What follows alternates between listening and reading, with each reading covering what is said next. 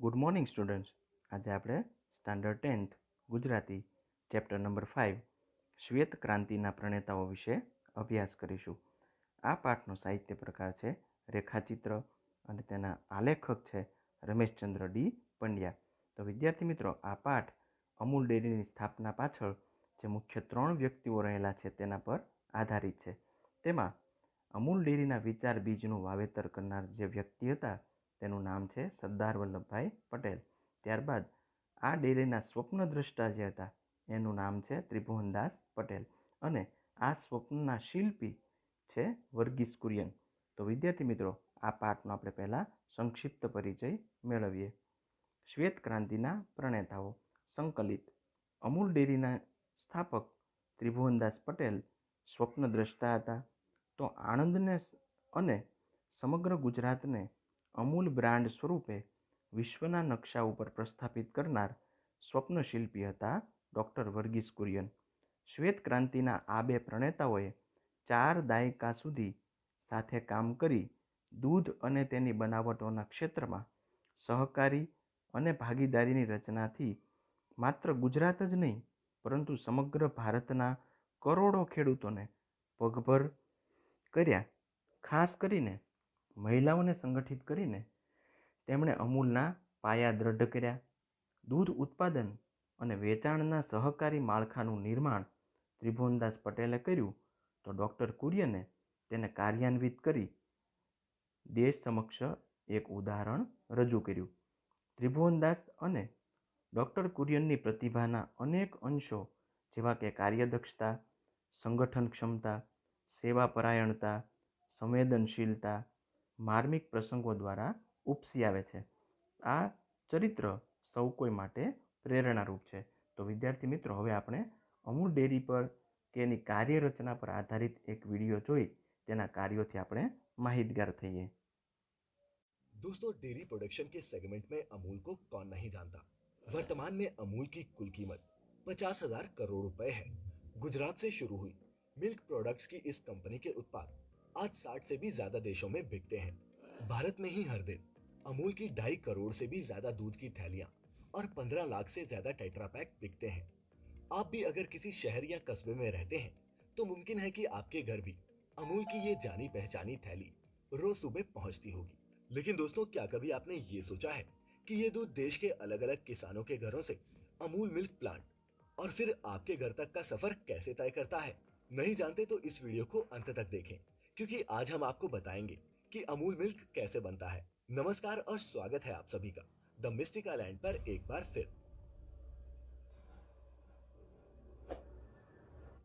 दोस्तों, कुछ बरसों पहले तक बनासकांठा गुजरात का सबसे पिछड़ा जिला था। यहाँ पानी की कमी होने की वजह से यहाँ आम जिंदगी जीना भी आसान नहीं था। लेकिन फिर गुजरात के इस इलाके ने सहकारी तौर पर डेयरी का व्यवसाय ऐसा अपनाया कि ये सबसे पिछड़ा जिला आज सिर्फ देश का ही नहीं बल्कि एशिया में सबसे ज्यादा दूध का उत्पादन करने वाला जिला बन गया। दोस्तों, दूध का कारोबार एक बड़ा कारोबार है, बशर्ते इसे बनास डेयरी के ढंग से किया जाए। दोस्तों, बनासकांठा डिस्ट्रिक्ट के हर गांव में मिल्क कलेक्शन सेंटर्स हैं, जिससे पशुपालकों को गांव से बाहर दूध बेचने नहीं जाना पड़ता। लोग सुबह सुबह अपनी गाय और भैंसों से दूध निकालते हैं और पास ही मौजूदा मिल्क सेंटर में जाके दूध डिलीवर कर देते हैं। यहाँ अत्याधुनिक तरीके से दूध संभाल कर रखा जाता है और सभी जगह से दूध का कलेक्शन हो जाने के बाद दूध को एक ट्रक में भरकर बनास डेयरी कोऑपरेटिव हेडक्वार्टर्स भेज दिया जाता है। इसी जिले में स्थित बनास डेयरी रोज करीब 50 लाख लीटर दूध इकट्ठा करती है और उसमें से रोजमर्रा के दूध के अलावा बटर, आइसक्रीम और दूसरे प्रोडक्ट्स बनाकर वैल्यू एडिशन करके डेयरी और किसानों के लिए मुनाफा जमा करती है। 3,50,000 किसान, 60 लाख मवेशी, 50 लाख लीटर दूध, 8 हाईटेक प्रोसेसिंग प्लांट्स, इन सबको आपस में मिला दें तब बनता है एशिया का सबसे बड़ा डेयरी कोऑपरेटिव, जिसका सालाना टर्नओवर 75 अरब 52 करोड़ रुपए से भी ज्यादा का है। दोस्तों, ये कोई मामूली कोऑपरेटिव नहीं है, ये एक मेगा डेयरी है, एक अल्टीमेट मिल्क डेयरी। अपने प्रोडक्ट्स को मार्केट में बेचने के लिए इन्होंने अमूल ब्रांड नेम का इस्तेमाल किया, जो आज भारत के घर घर में एक जाना पहचाना नाम बन चुका है। दोस्तों, बनास डेयरी की स्थापना सन 1969 में हुई थी। गुजरात में कोऑपरेटिव मूवमेंट के कुछ ही समय बाद इसके फाउंडर गलबाबाई नांजीबाई पटेल ने इस कोऑपरेटिव की शुरुआत सिर्फ कुछ 100 किसानों के साथ की थी और शुरुआत में उनसे रोजाना करीब 800 लीटर दूध इकट्ठा किया जाता था। अब बनास डेयरी की मेंबरशिप्स बहुत बढ़ गई हैं। आज के समय में बनास डेयरी के 3,50,000 मेंबर्स हैं और अब यहाँ रोजाना 5 लाख लीटर दूध का उत्पादन होता है। दोस्तों, पालनपुर में मौजूद बनास डेयरी लगभग 122 एकड़ में फैली हुई है। इस डेयरी में 3 अलग अलग यूनिट्स हैं। फर्स्ट यूनिट में लिक्विड मिल्क, पनीर, दही, घी, बटर मिल्क और ड्राई पाउडर बनता है। सेकेंड यूनिट में बटर, मिल्क पाउडर और यूएचई टेट्रा पैक बनते हैं और थर्ड यूनिट में फुली ऑटोमेटिक आइसक्रीम और बटर बनता है। साथ ही इसका एक नया चीज प्लांट भी है। दोस्तों, बनास डेयरी में जितने भी दूध के टैंकर आते हैं उनका सबसे पहले तो क्वालिटी टेस्ट किया जाता है। क्वालिटी टेस्ट क्लियर होने के बाद ही दूध के टैंकर को खाली किया जाता है। लेकिन दोस्तों, ये दूध सीधा पैकिंग के लिए नहीं भेजा जाता। क्या आप जानते हैं कि इस दूध को पीने लायक बनाने से पहले इसे एक प्रोसेस से गुजारना पड़ता है जिसे पैस्चराइजेशन कहा जाता है। स्कूल में आपने अगर पैस्चराइजेशन नहीं पढ़ा तो आपको बता दूं कि दूध के तापमान में एकदम से बदलाव लाकर उसमें मौजूद हार्मफुल बैक्टीरिया को मारने को ही पैस्चराइजेशन कहते हैं। दूध के पैकेट पर अगर आप ध्यान से देखेंगे तो पैस्चराइज्ड मिल्क लिखा भी होता है। आइए जानते हैं कि दूध को एक प्लांट में पैस्चराइज कैसे किया जाता है। सबसे पहले दूध को एक ऐसी पाइपलाइन के जरिए पास किया जाता है जिसका टेम्परेचर हर 15 सेकंड में बदलता रहता है। मतलब पहले 15 सेकंड तक पाइप का टेम्परेचर 76 डिग्री सेल्सियस तक हो सकता है और फिर इस टेम्परेचर को घटाकर 4 डिग्री सेल्सियस कर दिया जाता है। ऐसी प्रक्रिया लगातार 1 घंटे तक चलती रहती है जिससे दूध के सभी हार्मफुल बैक्टीरिया खत्म हो जाते हैं और दूध फटने और खराब होने के चांसेस बहुत ही कम हो जाते हैं। दोस्तों, इसी प्रोसेसिंग की वजह से अमूल मिल्क में ज्यादा मलाई नहीं बनती और ज्यादा घी भी नहीं निकल पाता। अब ये पैस्चराइज्ड मिल्क पैकेजिंग एरिया की तरफ बढ़ता है। फिर 23 लाख लीटर दूध को पॉली बैग्स में भरा जाता है। पैकेजिंग वाली ये मशीन हर मिनट में 150 से 200 पाउच बनाती है। फिर इन पैकेट्स को इंतजार कर रहे ट्रकों में लोड किया जाता है जिसके बाद ही ये हिंदुस्तान के अलग अलग हिस्सों की दुकानों और बाजारों में बेचे जाने के लिए तैयार होते हैं। दोस्तों, आज भारत में 30 से भी ज्यादा मिल्क प्रोसेसिंग प्लांट्स में अमूल का दूध प्रोसेस और पैक होता है और आपकी सुबह की चाय की प्याली तक पहुंचता है। तो दोस्तों, अगली बार जब भी आप दूध का ग्लास पिएं, टोस्ट पर मक्खन लगाएं या फिर आइसक्रीम का मजा लें, हमें और अमूल की इस कमाल की कहानी को याद जरूर करिएगा। अगर आप कुछ इस विषय पर साझा करना चाहते हैं तो नीचे कमेंट करके हमें बता सकते हैं। साथ ही अगर ये वीडियो आपको पसंद आया हो तो इसे लाइक और शेयर करना नहीं भूलना। साथ ही इसी तरह की और भी इंटरेस्टिंग वीडियोस देखते रहने के लिए द मिस्टिका लैंड को अभी सब्सक्राइब करें और बेल आइकन पर क्लिक करें ताकि हमारी अगली वीडियो का नोटिफिकेशन आपको टाइम से मिल जाए। फिलहाल आज की इस वीडियो में इतना ही। अब हमें इजाजत दीजिए। आपका बहुत बहुत शुक्रिया। તો વિદ્યાર્થી મિત્રો, અહીંયા અમૂલ ડેરીની જે બનાવટો છે, જે બનાવટો એ બનાવે છે તેના વિશે માહિતી મેળવ્યા બાદ આપણે તેના સ્વપ્નદ્રષ્ટા ત્રિભુવનદાસ પટેલ વિશે માહિતી મેળવીએ.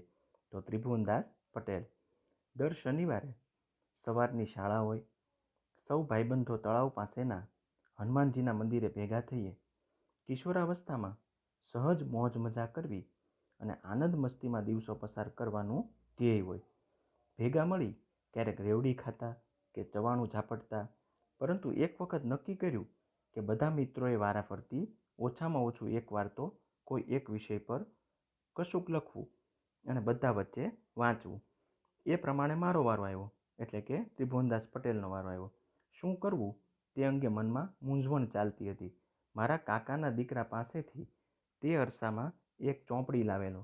તેમાં સહકાર વિષય પર કંઈક લખાણ હતું. તે વાંચવામાં આવ્યું. તેના આધારે સહકાર વિશે એક નિબંધ લખીને તૈયાર કર્યો અને સૌ મિત્રોની હાજરીમાં મેં વાંચેલો. બધા મિત્રોને એ ખૂબ જ ગમેલો. તો વિદ્યાર્થી મિત્રો, અહીંયા ત્રિભુવનદાસ પટેલ પોતાના જે કિશોરાવસ્થાના જે પ્રસંગો છે એ અહીંયા આપણી સામે એની પ્રસંગની રજૂઆત કરે છે કે દર શનિવારે જ્યારે એ ભણતા એ સમયે દર શનિવાર હોય ત્યારે બાજુમાં એની શાળાની બાજુમાં એક તળાવ છે, ત્યાં એક હનુમાનજીનું મંદિર હોય, ત્યાં બધા ભેગા થતા અને કિશોરાવસ્થાની સાહજિક મોજ મજા કરતા. પણ બધા એક વખત એવું નક્કી કરેલું કે દર શનિવારે ભેગા થઈએ ત્યારે એક એક મિત્રએ વારાફરતી કંઈક લખી અને બધા વચ્ચે બોલવું. તો એક વખત ત્રિભુવનદાસ પટેલનો વારો આવે છે. તો એ સહકાર વિષય પર એ બોલે છે અને એના બધા મિત્રોને એ ખૂબ ગમે છે. ત્યારબાદ ઉપરયુક્ત પ્રસંગ સમર્પિત સેવા મૂર્તિ અને ખેડા દૂધ ઉત્પાદક સહકારી મંડળી લિમિટેડના સ્થાપક પિતા એવા ત્રિભુવનદાસ પટેલના સ્વમુખે રજૂ થયેલ છે.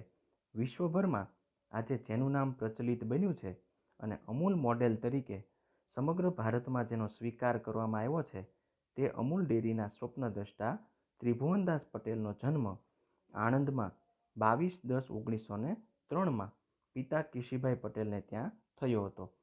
ખેડૂતોના ઉદ્ધારક અને અમૂલ ડેરીના પાયાના પથ્થર તરીકે સમગ્ર ગુજરાત અને સહકારી મંડળીઓ તેમના ઋણી રહેશે.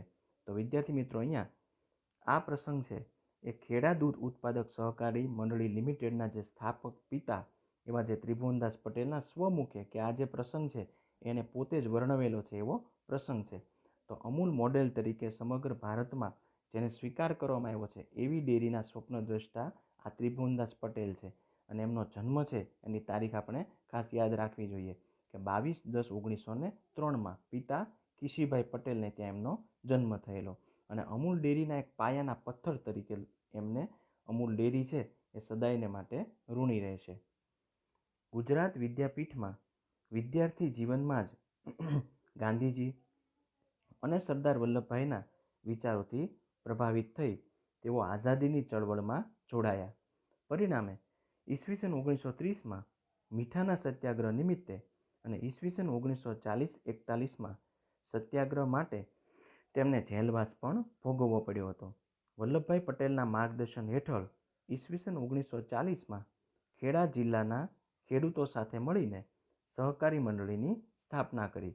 તે સમયે ખેડૂતો પાસેથી ખૂબ ઓછા ભાવે દૂધ ખરીદીને મુંબઈમાં ઊંચા દામે દૂધ વેચતી પોલ્સન કંપનીથી ખેડૂતો ત્રાસેલા હતા.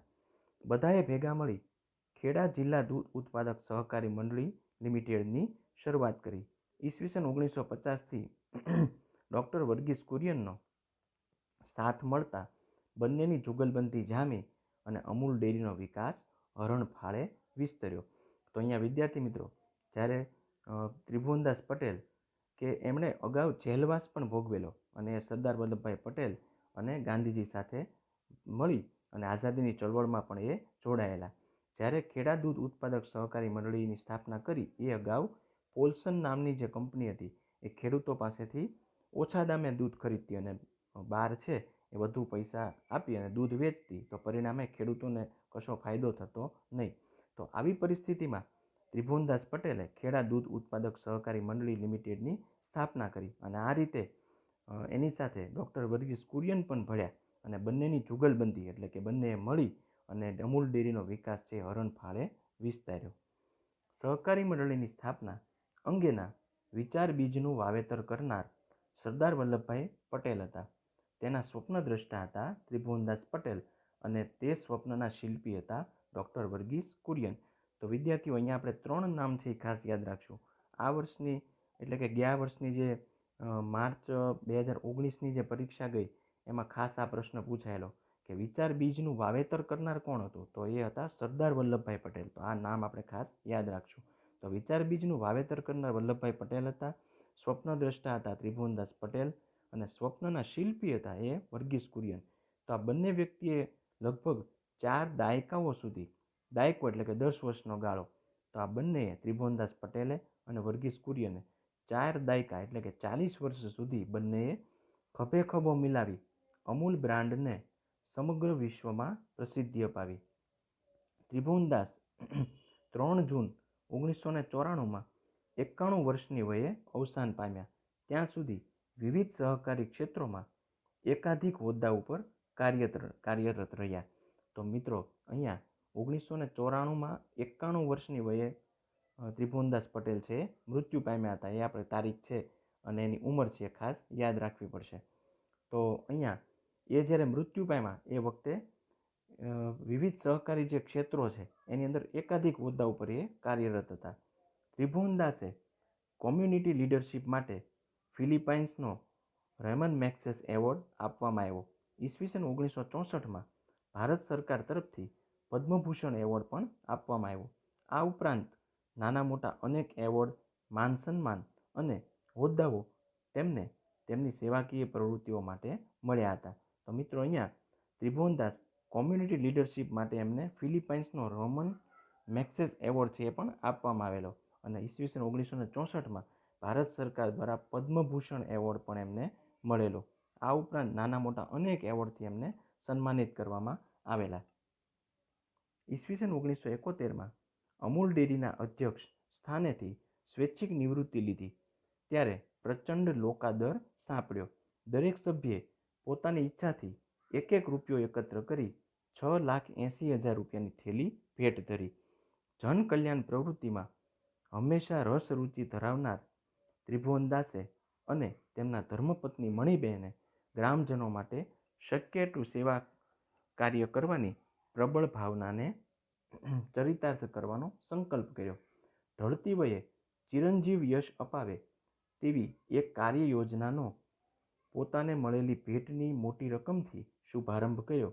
ત્રિભુવનદાસ ફાઉન્ડેશનના નામે આજે પણ સ્ત્રીઓ અને બાળકોના સ્વાસ્થ્યની સેવાનો લાભ 800થી પણ વધુ ગામને મળી રહ્યો છે. તો વિદ્યાર્થી મિત્રો, અહીંયા ઈસવીસન 1971માં જ્યારે ત્રિભુવનદાસ પટેલે સ્વૈચ્છિક નિવૃત્તિ લીધી ત્યારે પ્રચંડ લોકાદર, એટલે કે જેટલા કર્મચારીઓ હતા એ લોકોનો ખૂબ ત્રિભુવનદાસ પટેલને પ્રેમ સાંપડ્યો અને દરેક લોકોએ, આજુબાજુના ગામડાના લોકોએ એક રૂપિયો ભેગો કરી અને 6,80,000 જેવી રકમ છે એ ત્રિભુવનદાસને ભેટ ધરી.